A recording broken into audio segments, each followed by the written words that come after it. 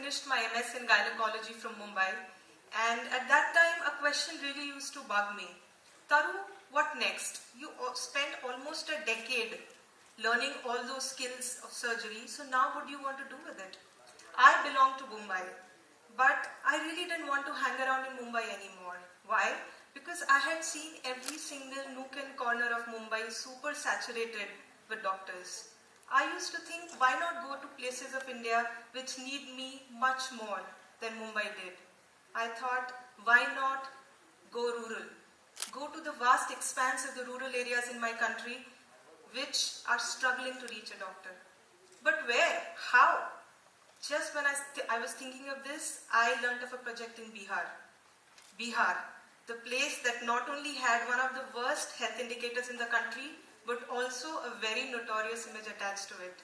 So my family was totally freaked out.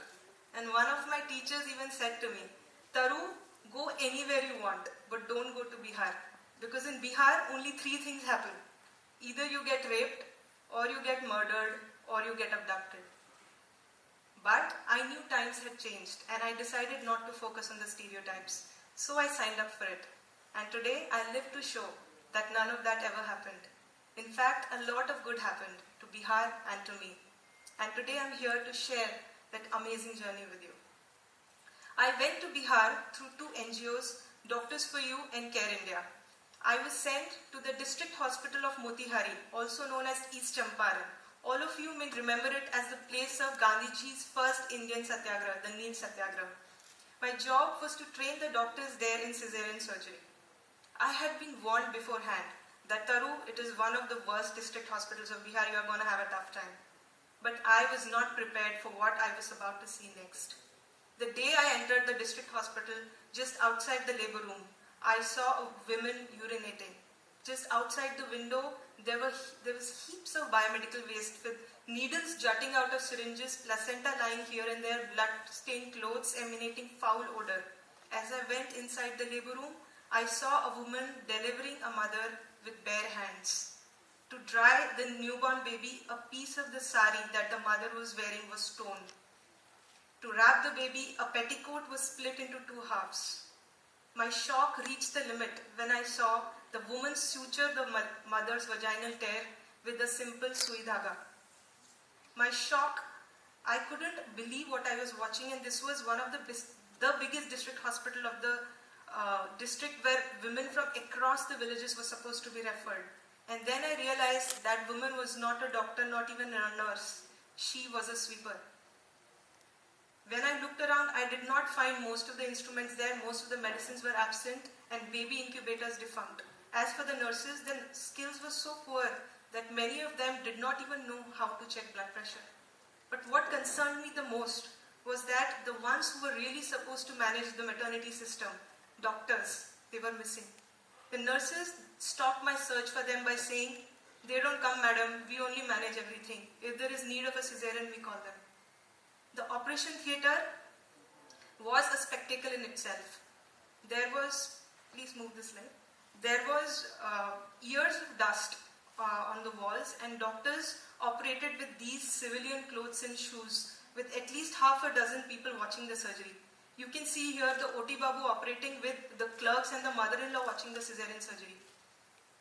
I was shocked at what I was watching. The next few days I watched in horror as babies were born low in oxygen and not revived due to lack of equipment. I saw babies who needed an urgent cesarean die in the womb because the doctor on duty was not available. I even saw a mother who had ruptured her uterus in labor get referred out in an auto rickshaw.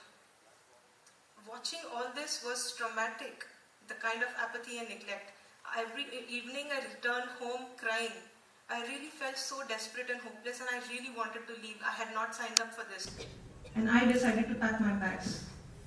A few days later, when I was packing my bags, I spoke to myself and I said, yes, if I leave, the relief from watching all this will only be for me. The mothers and the babies here, their condition will remain just the same. I would have left the situation just as it is without making any difference to it. And that thought of escaping really disturbed me. Then I remembered my favorite quote. I'm only one, but I am one. I can't do everything, but I can do something. And I will not let what I cannot do interfere with what I can. And so I stayed. I stayed to do whatever was possible, even if it was to just clean the hospital. Next day onwards, with renewed energy, I started my project change. My first step was to create a rapport with whoever was around there. Nurses, security guards, clerks, sweepers, whoever was there. I sat long afternoons with them having chai and listening all their Sasbahu stories. I stood the whole day with them, assisting them in their work. The second step was try to do something to invigorate the spirits of the staff there. And I decided in the land of Satyagraha to invoke Gandhi.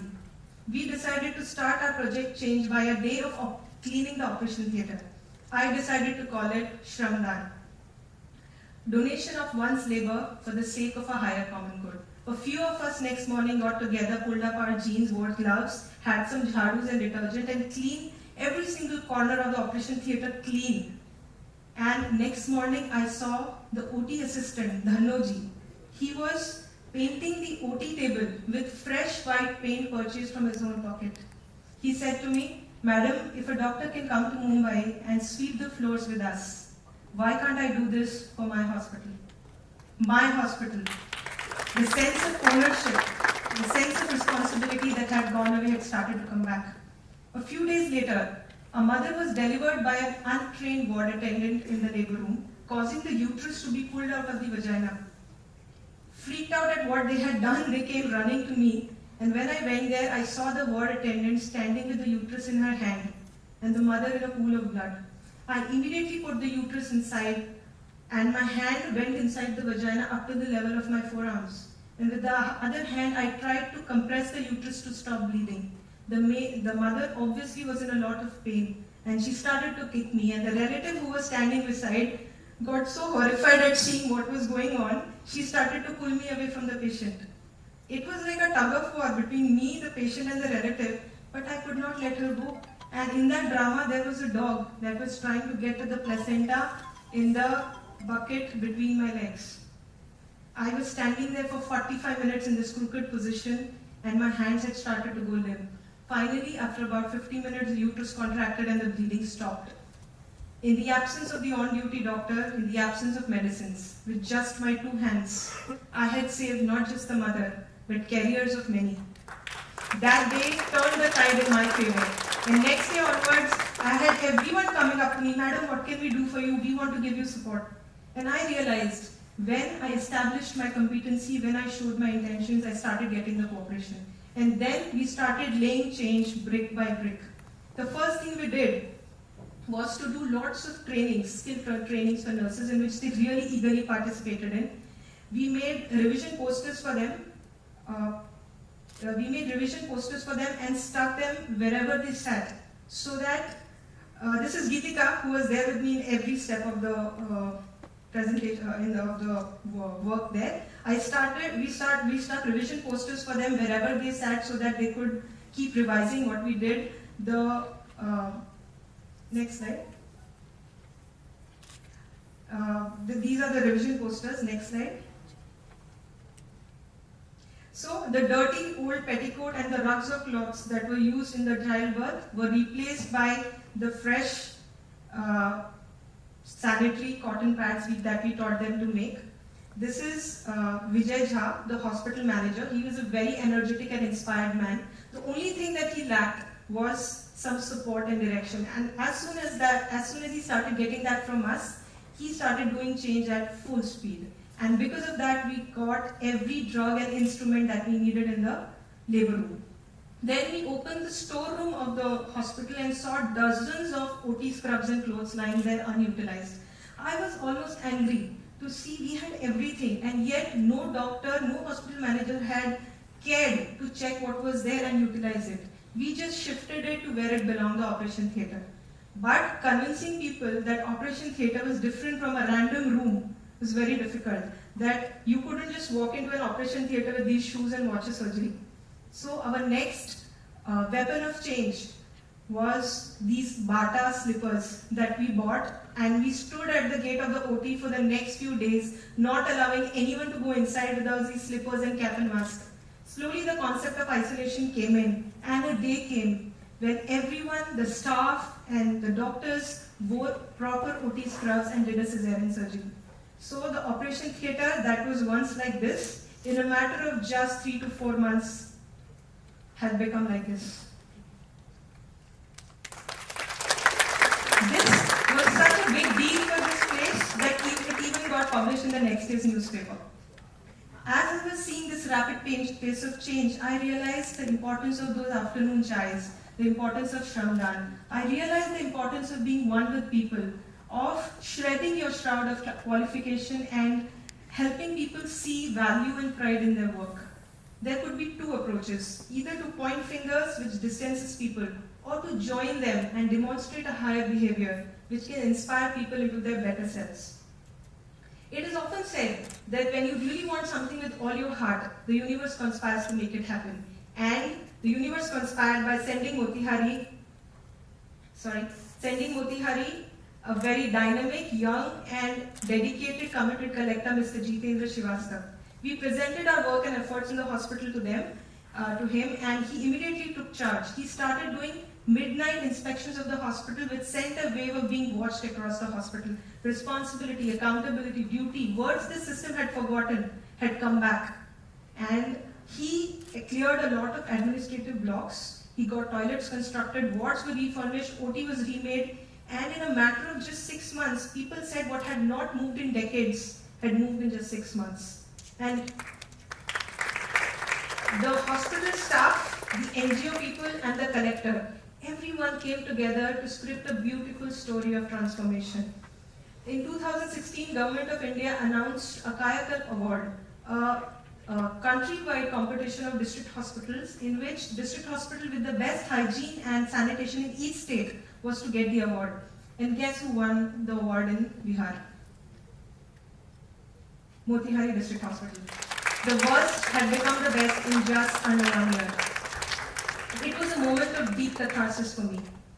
As a young person with an experienced life, I realized there were lessons of hope that if a group of few committed people come together, change is possible anywhere in any circumstance. There was so much hope, and I also realized that I am not the only one who desires change. There are a lot of people, and if one person initiates change, people do get together and do something. Fire does happen. So to light that one spark, just one person is enough. I realized I am enough. I can also create big change. And the experience of this change in Bihar was so beautiful, and I had witnessed such need there that it was impossible for me to stay back in Mumbai again. So I returned to Bihar, this time to start a health center in a remote village called Masadi. I was there for about a year, and we did a lot of things, but I'm here to just share one story with you. These were villages of farmers who toiled every day for us to create food, but they themselves hardly had any nutritious food to eat. My heart cried out in pain when I saw certain families cook rat skins in water and children eating salt with rice. And the amount of malnutrition there was very high. And we at Doctors for You thought that this should be our main agenda of work there. I would like to share the story of this. We did community farming also to help them grow fruits and vegetables. This is the story of a little girl. She's 5 years old and her weight is just 5 kgs. Probably the weight of a 4-month-old child. She had never walked in her life. With just 2 to 3 months of nutritional supplementation, care and love, this is what she became. And she, after getting that energy, took her first steps. And in our center, we went mad with joy. We thought we had got our second Kayakalp Award. And I realized, friends, in villages, it is so easy to create change. It just takes some assistance, some support. In Bihar, it was in Bihar, friends, that I realized how much rural areas need our time and support. It's like a relay race. For the team to win, all runners have to run fast. Even if one is running slow, the team still loses. For India to win, we cannot run ahead with just Mumbai and Delhi in mind.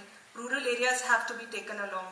And this can only happen if we, our generation, takes ownership of some of the problems that rural areas are grappling with. Education, health center, healthcare, women empowerment, financial deprivation.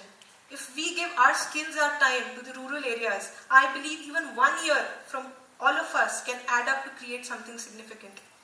Friends, when I was in Bihar, living in those villages, I slept so well. There was such a deep sense of joy and meaning in life, as if I mattered to the world, as if I had contributed. And in my mind, I had committed my life to Bihar. But life had other plans. One fine day, I lost control over my thirst and I started drinking 10 liters of water a day. Then I lost my periods and my ability to reproduce. Then I lost my ability to metabolize my food. Slowly, one by one, I was losing all the life-sustaining hormones of my body. And I had to leave Bihar for investigations. A few months later, I was told by my doctors that all of this was thanks to a brain tumor. Those months of treatment, when I was homebound and I could barely walk to the bathroom, there were many questions that crossed my mind. And one of them was, how many years are left? And the only thing that really gave me peace in those moments was that I did my bit, and I did it in time. That I didn't wait to get settled. Otherwise, my dream of contribution would have remained a dream. And no one knows what happens tomorrow. The time for fulfilling your dream of contribution is today. I am really grateful to myself that I took that road to Bihar while I was still healthy and fit. Friends, I leave you with a thought. Should a life of contribution start at 25 or at 55? Should we be giving the best years of our life to our country when we are optimistic, hopeful, energetic and raw? Or later years in life when we would have got arthritis not just in our joints but also in our minds? Friends, I chose to start early and I believe that's an idea that has changed my life. Thank you.